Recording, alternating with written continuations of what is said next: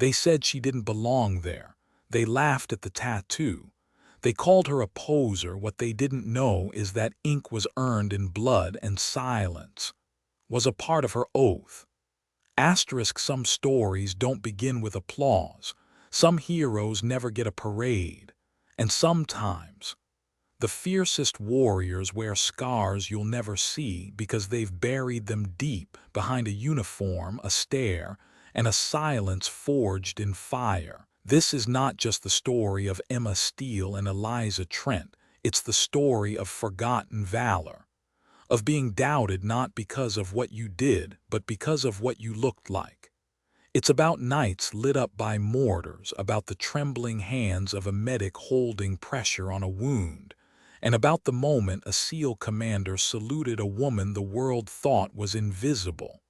But it's also about us, how quick we are to judge, how easily we forget, and how, sometimes, a simple tattoo carries the weight of a war.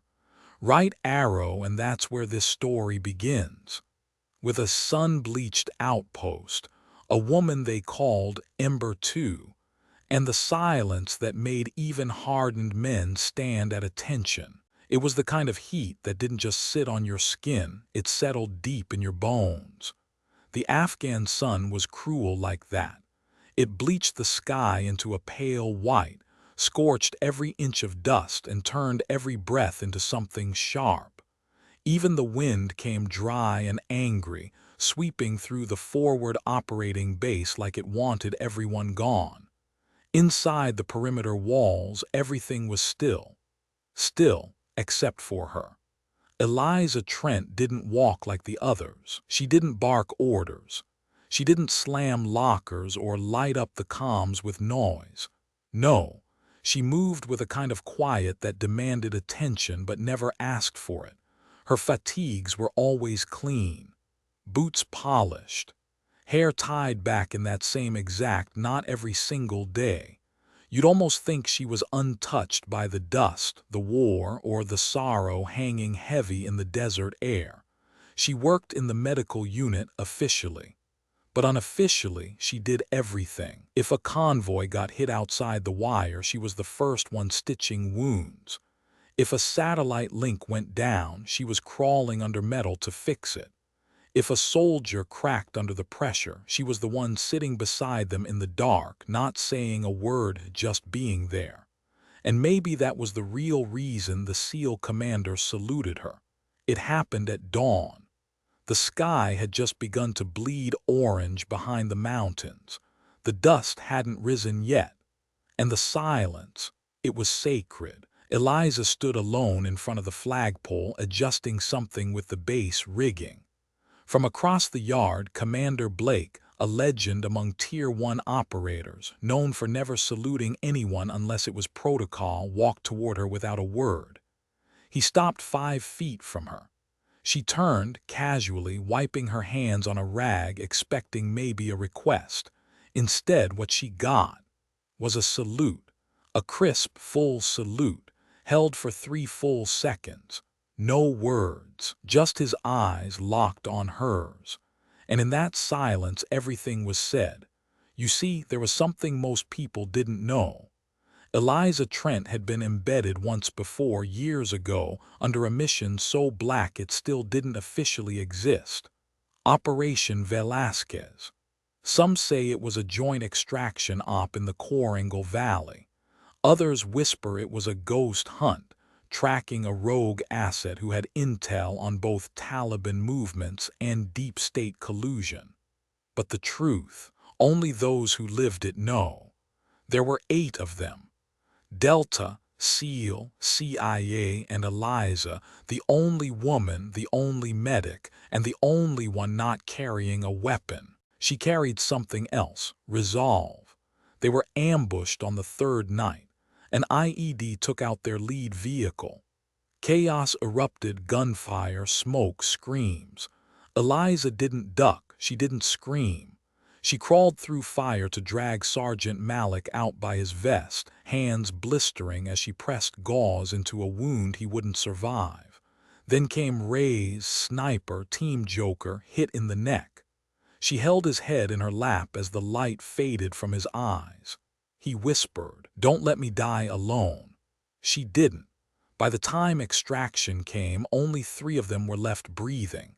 And Eliza, she didn't talk about it, ever. She just returned to base, took off the bloodied boots, and showed up the next morning for another shift in the medical bay. Commander Blake had been one of those 3. He owed her his life, but more than that, he owed her his silence, because what she carried back wasn't just memory. It was weight, the kind you don't unload. And so, on that morning under the Afghan sun, the salute wasn't just for her. It was for the fallen, for Malik, for Reyes, for every moment she stood when others fell. It was honor, grief, and respect distilled into a single gesture. After the salute, he lowered his hand. She gave a small nod, no smile, no tears, just understanding. Then she turned and walked away back to her work. No one else saw it, but somehow everyone felt it. And that was the thing about Eliza Trent. You never noticed when she arrived, but somehow when she left, the whole world felt her absence. But that morning, that salute, it was only the beginning. Because what came next would test every silence she had ever endured. It had a way of bleaching the world into silence, turning even the loudest machines into background hums, making men squint not just from brightness, but from the weight of the air itself. Emma Steele stood alone by the munitions bay, sleeves rolled up, sweat tracking dust lines down her forearms. On her right arm, just above the elbow crease, a tattoo peeked out, a winged emblem with a scorched E2 at the center. Ember 2. A few yards away, laughter cracked the silence like a dry branch snapping. "Check it out," Corporal Vicks muttered to his buddy, nodding toward her ink. Another poser. Probably got that done after watching Zero Dark 30. Emma didn't turn around. She didn't have to. Their voices weren't whispers. They were declarations. An attempt to strip something sacred from her skin and toss it to the dirt like it meant nothing. What'd she say her call sign was? Ember something. Another chimed in. "Yeah, Ember 2, Vicks chuckled. Bet she pulled that from a video game." The word poser clung to her skin more tightly than the sweat ever could.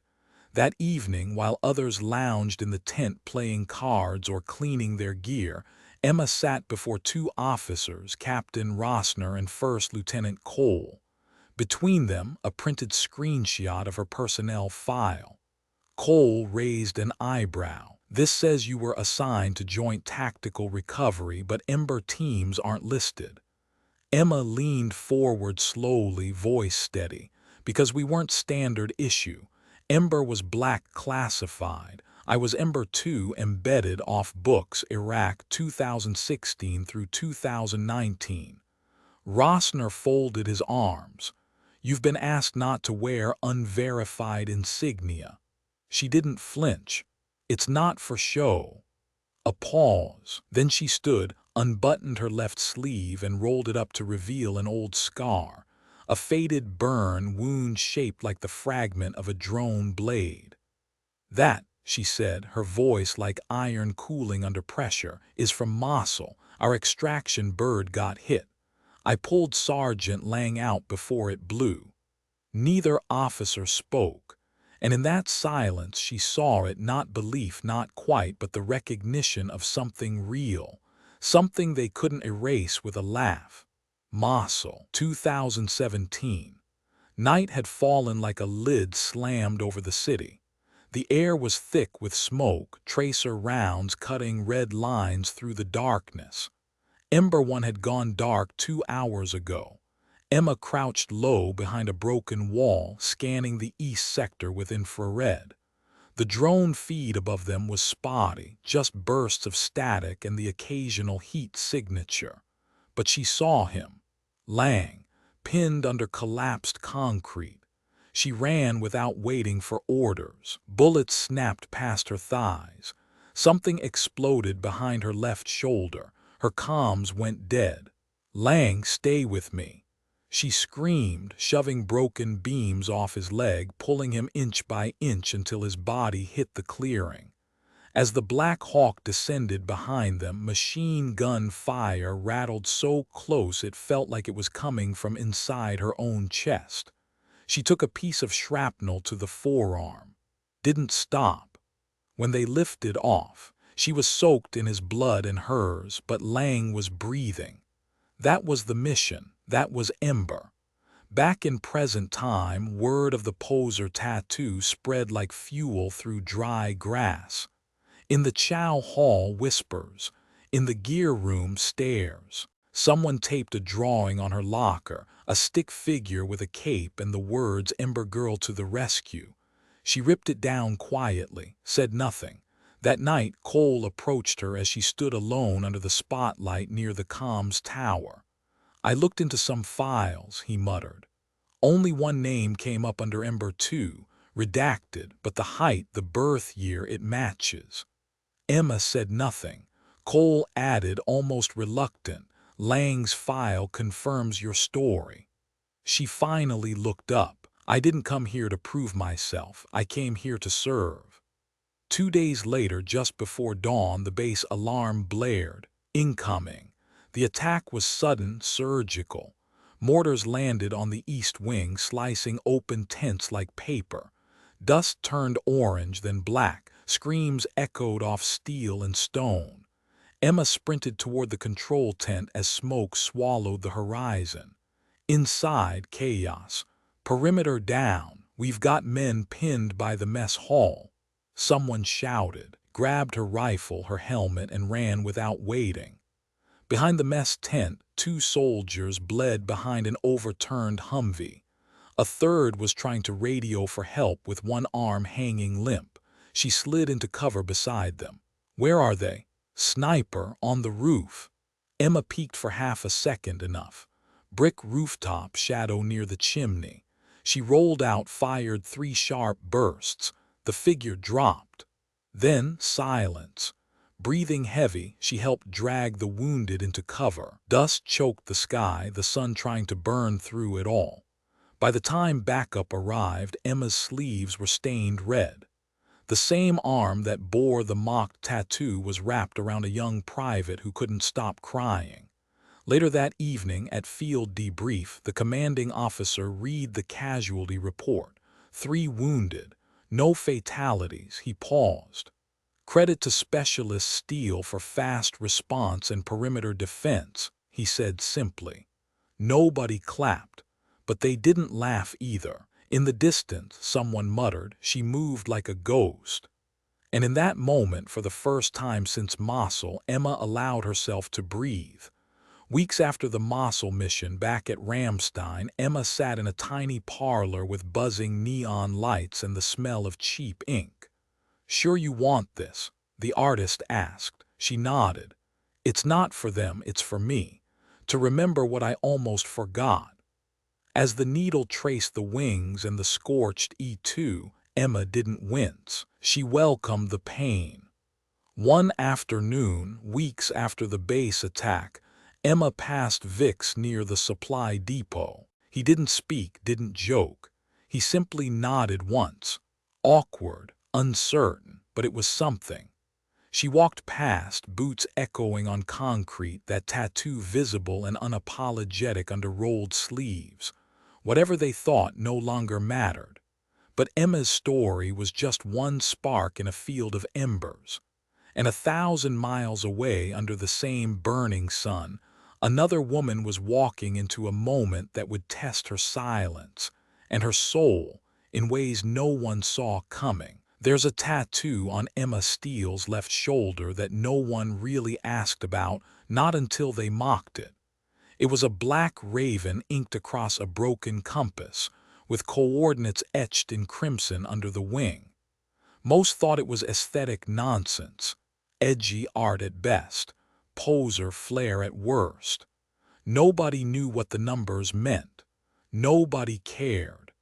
Until one afternoon, under the dull hum of the Texas sun beating against the armory hangar, someone finally said it out loud. Who gave you that ink, Etsy?" The room erupted in snickers, and Emma just stood there, silent, like steel in water. She didn't flinch, didn't smile, didn't even blink. The laughter rolled past her like static in a broken radio. That was the first time someone called her a poser. But it wasn't the last. You'd think by 2025 we'd be over it, the whispered sexism, the hushed judgment, the undercurrent that told you being a woman in uniform was somehow optional, an accessory, not earned. But in every war room and every forward base, there's always one guy who thinks courage is measured by testosterone. Emma had heard it all. She's just logistics. She's got soft hands. She probably joined for the GI Bill. What they didn't know was that Emma Steele once pulled a man twice her size out of a burning Humvee with a dislocated shoulder and a half-torn quad. They didn't know she once crawled through a collapsed corridor, her Kevlar vest melted and seared into her back, to hold pressure on a young specialist's artery for 37 minutes, until medevac finally punched through the airspace. They didn't know because Emma never talked about it, because those who scream for attention in uniform rarely ever saw the fire.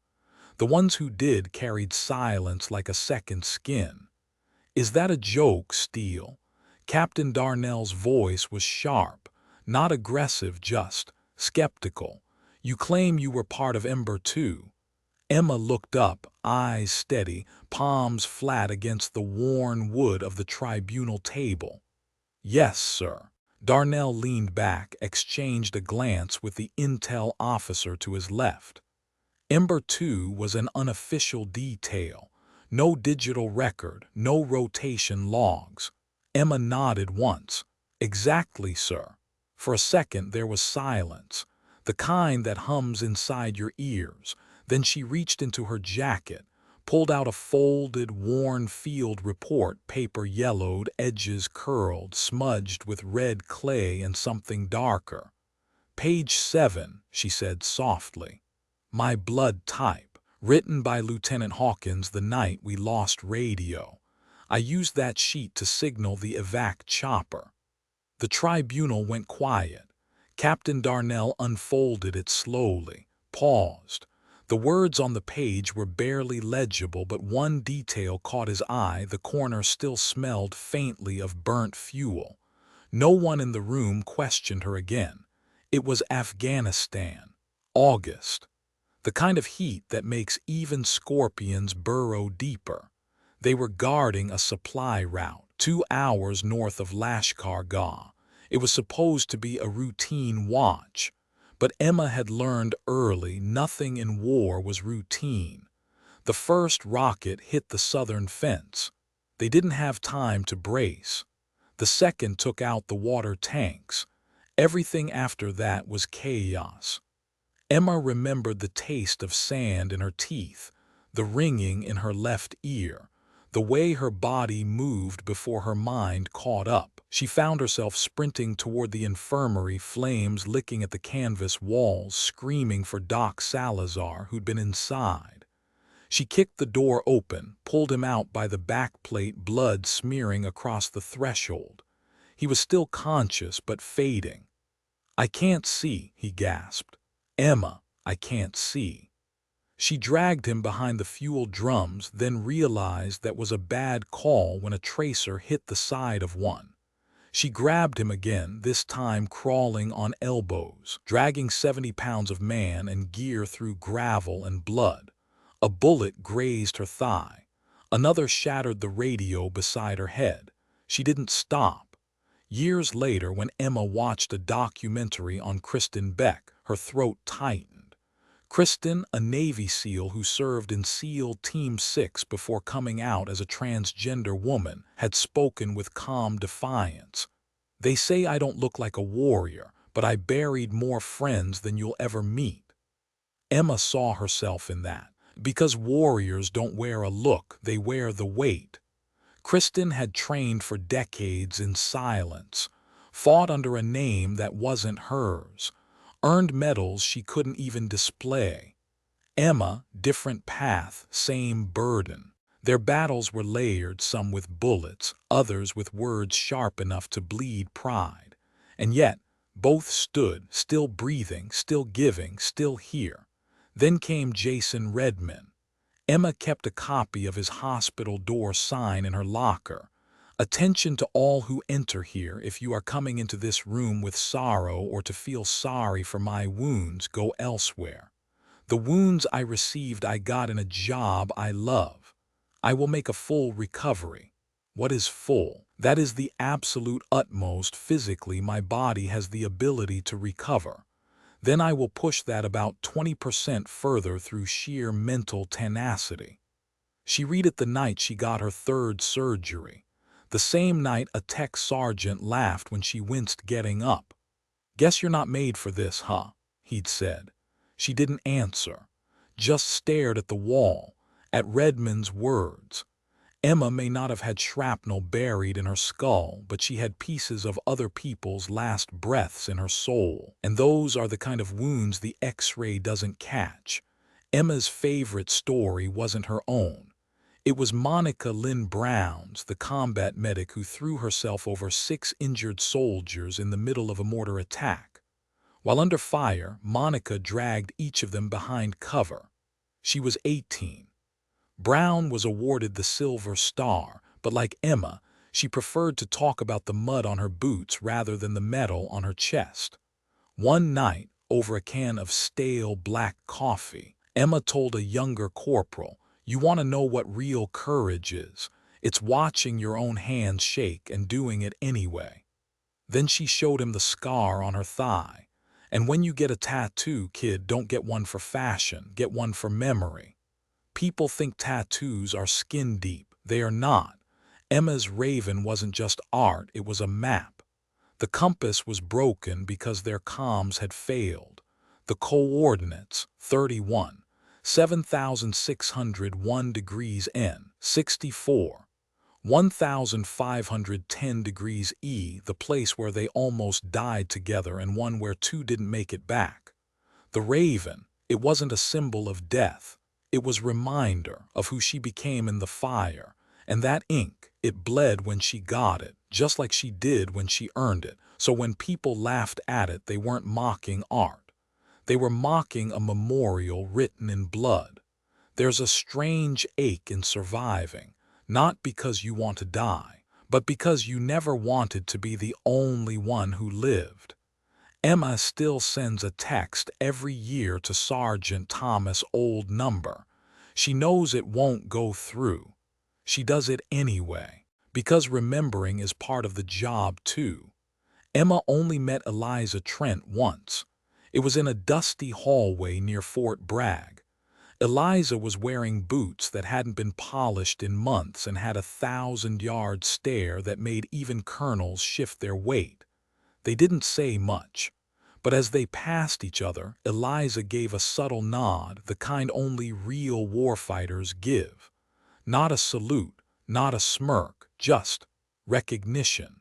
Steel met stone. Somewhere between the mockery and the medals, between the silence and the scars, Emma Steele became something most people never notice. Not a hero, not a martyr, but a mirror. She reflected back to every soldier what they either feared or forgot. That courage has no gender, that wounds aren't always visible, and that the loudest warriors often speak the softest.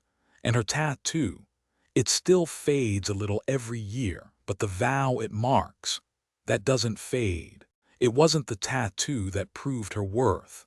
It was the way she stood still when rockets fell. The way she crawled toward gunfire, the way she stitched lives back together in the dark and asked for nothing in return. Eliza didn't need a medal. Emma didn't need validation. They needed something much harder to earn respect. And if you've ever looked at someone and judged them before knowing their story, maybe this is the moment you pause. Because every line of ink on her arm, that wasn't fashion. That was remembrance of the brothers who didn't come home, of the promises whispered under smoke-filled skies, of the silence that follows real service, the kind that never asks for thanks.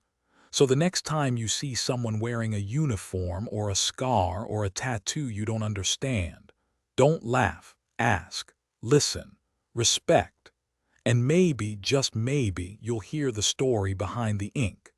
Thank you for watching. Follow me to receive the latest videos. Wish you always peace.